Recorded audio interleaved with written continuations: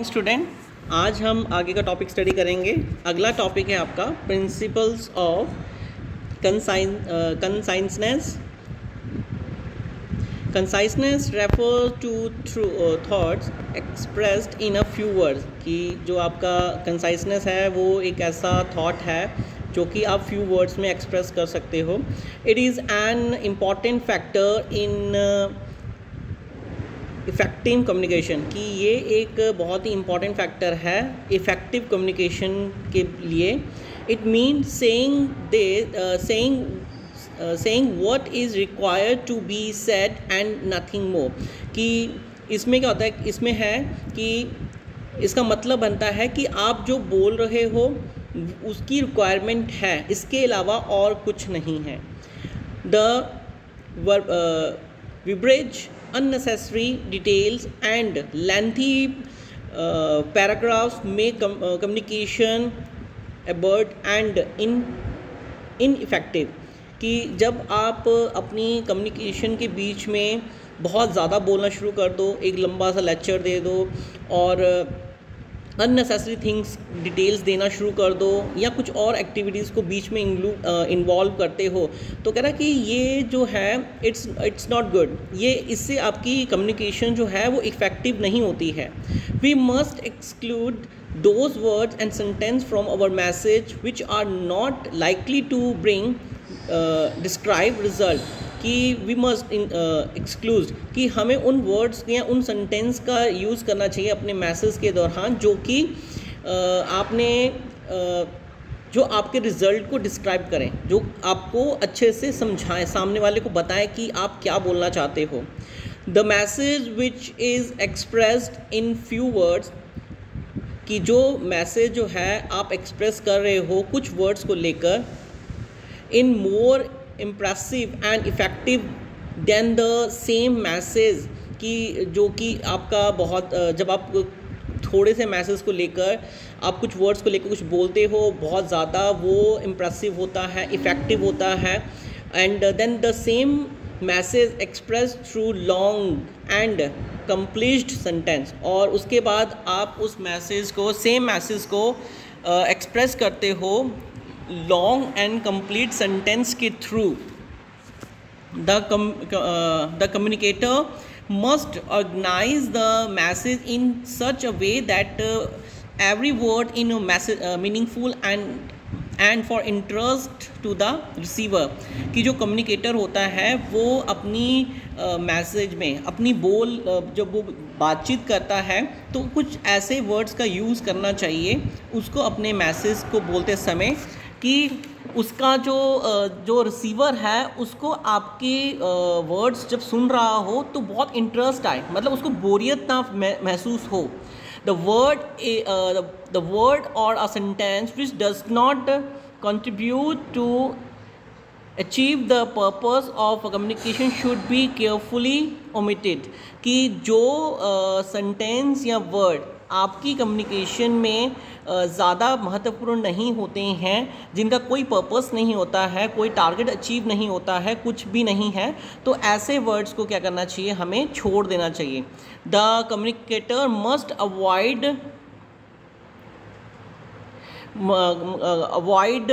Indirectly beginning. कि जो communicator है उसको एक चीज़ अवॉइड करनी चाहिए है अपनी बिगनिंग, इनडायरेक्ट बिगनिंग अवॉइड करनी चाहिए। Use of superlatives and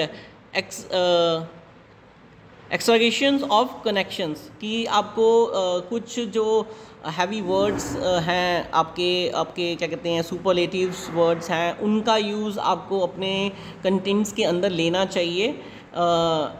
adjectives should be used carefully and judgefully. कि जो आपके एडजेक्टिव्स हैं उनका यूज़ भी आपको बहुत ज़्यादा केयरफुली और जजमेंट के हिसाब से लेना चाहिए कि किस तरीके से आपको बोलना है। Avoid giving irrelative details. कि आपको अवॉइड करना चाहिए ऐसी डिटेल्स को जिसका कोई भी मतलब ना हो। अननेसेसरी एक्सप्रेशंस को भी अवॉइड करना चाहिए और आपको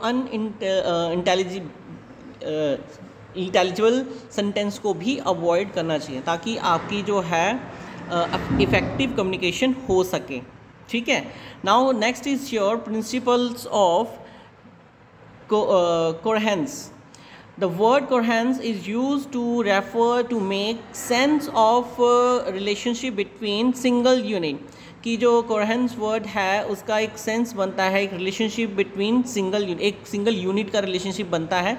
और कह रहा है कि फॉर अ टेक्स्ट, किसी भी टेक्स्ट के साथ, it is a equally install of और गुड रिटर्न कम्युनिकेशन. कि ये एक बहुत ही अच्छा कम्युनिकेशन है लिखने का. Clear communication is a simple sentence helping the reader to understand better. कि जो आप कम्युनिकेशन यूज़ करते हो, सिंपल सेंटेंसेस का यूज़ करते हो, तो वो कह रहे हैं कि वो सामने वाले को, जो रीडर है, उसको बहुत ईजिली अंडरस्टैंड हो सकता है बेटर तरीके से. Fact and figures must be started clearly and in a intelligent manner. कि जो आपके फैक्ट्स और फिगर आप यूज़ कर रहे हो, कि जो भी एग्जाम्पल्स आप कोटिंग कर रहे हो, आप मटेरियल को शो कर रहे हो, कुछ भी, वो इस तरीके से सामने वाले को शो करवाना है ताकि उनको दिक्कत ना हो, मतलब समझने में कोई दिक्कत ना हो. और वहाँ पर आपको अपनी इंटेलिजेंस मैनर को भी शो करना है कि आपने जो प्लानिंग किया है वो बहुत ही इफ़ेक्टिव मैनर से किया हुआ है. ठीक है. Clarity and relations are two important feature of coherence. कि जो आपकी क्लियरिटी और रिलेशंस हैं, ये दो मेन फैक्टर्स हैं, फीचर्स हैं आपके इसके, ठीक है, इस टॉपिक के. Coherence means beginning together several ideas under one main topic in paragraph. कि आपका कोहेरेंस का मीनिंग क्या बनता है, कह रहे कि आपके बहुत सारे जो आइडियाज़ होते हैं वो एक ही पैराग्राफ, एक ही टॉपिक के अंदर आते हैं. The communication must follow smoothly and fluently and there should not be any scope for a reader to misinterpret. कि आपकी जो कम्युनिकेशन है, आपका जो फ्लो है, वो बहुत ही स्मूथली होना चाहिए, बहुत ही ज़्यादा फ्लुएंटली आपका बहुत अच्छा होना चाहिए, ताकि जो सामने वाला है, जो रीडर है, उसको कोई भी चीज़ की दिक्कत ना हो, वो आपको मिसअंडरस्टैंड ना करे और आपकी उसकी अंडरस्टैंडिंग जो है कहीं ना कहीं ये साबित करे कि हाँ भाई, जो तू समझ रहा है इट विल बी ओके, सही है. कोई स्पेलिंग मिस्टेक्स नहीं होनी चाहिए, कोई मिस रीडिंग नहीं होनी चाहिए. ये सारी चीज़ें जो हैं आपकी कम्युनिकेशन को बेटर बनाती हैं.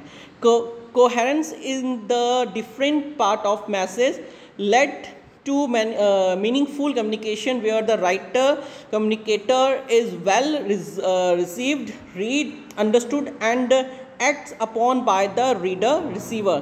कि जो आपके कहते हैं कि coherence is a different part of message. कि ये एक अलग पार्ट का, मैसेज का एक अलग पार्ट है, जिसमें क्या होता है कि जो आपके मीनिंगफुल कम्युनिकेशन जो है वो बनती है, जहाँ पर राइटर यानी कि कम्युनिकेटर जो होता है वो एक अच्छा रिसीवर बनता है, रीड करता है, अंडरस्टूड करता है हर चीज़ को जो कि सामने से वो मिलता है. देखो यहाँ पर रीडर रिसीवर मतलब अगर आपने कोई स्पीच दी, ओके, और वो स्पीच इतनी अच्छी और क्लियरली और हर एक चीज़ बहुत ही अच्छे मैनर से थी, तो जो रिसीवर होगा उसको क्या होगा, कोई दिक्कत नहीं आएगी. अगर कोई दिक्कत नहीं आएगी तो वो जब आपको फीडबैक देगा वो भी एक प्रॉपर वे से देख सकता है फीडबैक. तो वो फीडबैक जो है वो रिसीवर के लिए एक स्टेप होता है कि अगर वो पॉजिटिव है तो वो उसको अच्छे से लेके जाए, और अगर नेगेटिव है तो वो किन पॉइंट्स को लेकर नेगेटिव बोला गया है तो वो उनको क्लेरिफाई करेगा अगली अपनी आने वाली स्पीचेस में. ठीक है, तो ये सारी चीज़ें बहुत अच्छी हैं हर तरह से. नेक्स्ट है आपका प्रिंसिपल्स ऑफ क्रेडिबिलिटी. कहता है good writing is always direct and forceful. कि एक अच्छी लिखने की जो विधि लिखने की जो तरीका होता है वो बहुत ही ज़्यादा फोर्सफुल होता है, बहुत ही सामने वाले को आपकी लिखने का जो ढंग है वो बहुत ही इफ़ेक्टिव लगता है. वो डायरेक्ट दिखाई देता है कि यस कुछ लिखा है, बहुत अच्छा लिखा हुआ है.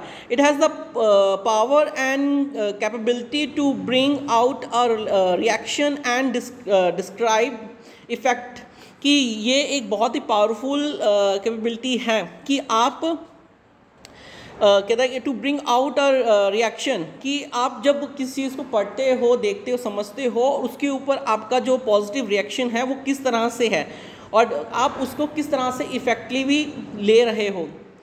Clarity is return bring about credibility because it ensure that other understand the message quickly and easily, कि आपकी जो क्रेडिबिलिटी लिखने की जो क्रेडिबिलिटी है, आपके अंदर की जो लिखने का जो तरीका है वो इस तरीके से अच्छा होना चाहिए कि सामने वाला जो है वो आपके मैसेज को क्विकली और ईजिली अंडरस्टैंड कर सके, उसको कोई भी दिक्कत ना आए। एक clear and direct approach in communication make it possible to achieve the principles of credibility, कि एक क्लियर और डायरेक्ट अप्रोच, कि आप जब किसी भी कम्युनिकेशन में इन दोनों चीज़ों का यूज़ करते हो तो ये कहता है कि एक पॉसिबल तरीका होता है किसी भी क्रेडिबिलिटी, प्रिंसिपल्स ऑफ क्रेडिबिलिटी को अचीव करने का। ठीक है, now next is the principles of continuity. कह रहा है it in any kind of communication oral और रिटर्न, कि आप चाहे ओरल कम्युनिकेशन कर रहे हो चाहे आप रिटर्न कम्युनिकेशन कर रहे हो, the use of jargons and colloquialism must be avoided, कि अगर आप इन दोनों का यूज़ कर रहे हो तो आपको अवॉइड करना पड़ता है। इनका meaning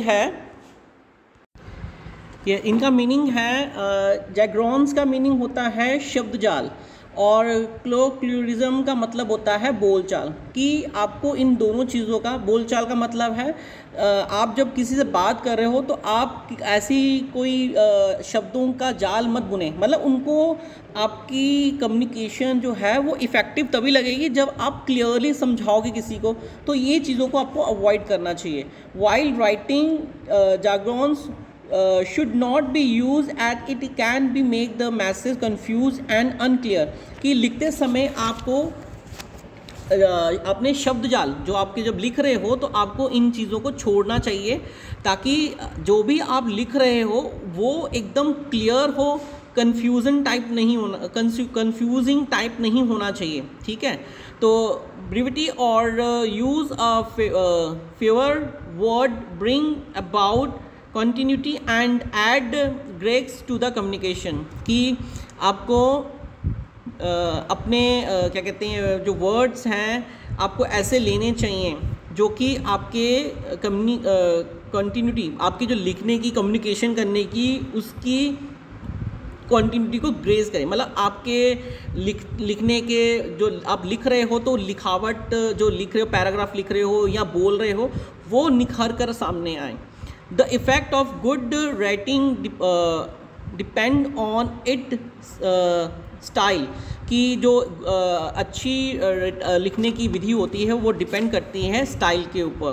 Continuity of subject till the conclusions, जब आपको अपने सब्जेक्ट के बारे में अच्छी नॉलेज हो कि आप लिख क्या रहे हो। If one taking care of be precautious, correct and clear, and if the continuity is mentioned throughout the communication, the desired effect from the receiver can be encrypted। Okay, so कह रहे हैं कि यहाँ पर कि अगर आप एक करेक्ट, सही, क्लियर और बोलते समय आपके जो थॉट्स हैं कम्युनिकेट करते समय वो एक अच्छे मैनर्स में निकल रहे हैं, एक अच्छे तरीके से निकल रहे हैं, तो जो रिसीवर होगा उसको आपकी लैंग्वेज को इंटरक्रिप्ट करने के लिए ज़्यादा तकलीफ़ नहीं होगी और वो अच्छे से अंडरस्टैंड कर सकता है। So these are the points, आज के लिए इतना ही है और ऑलमोस्ट आप ये चैप्टर भी आपका फिनिश हो गया है। ठीक है, अब आपको क्या करना है, सेम टेस्ट योर सेल्फ के MCQ, true false, fill in the blanks और एप्लीकेशन बेस्ड ये आपको बुक में ही करने हैं और जो क्वेश्चंस हैं वो आपको कॉपी में अटेम्प्ट करने हैं। चैप्टर से कंसल्ट कोई भी क्वेरी हो तो आप पूछ सकते हैं। Okay, thank you.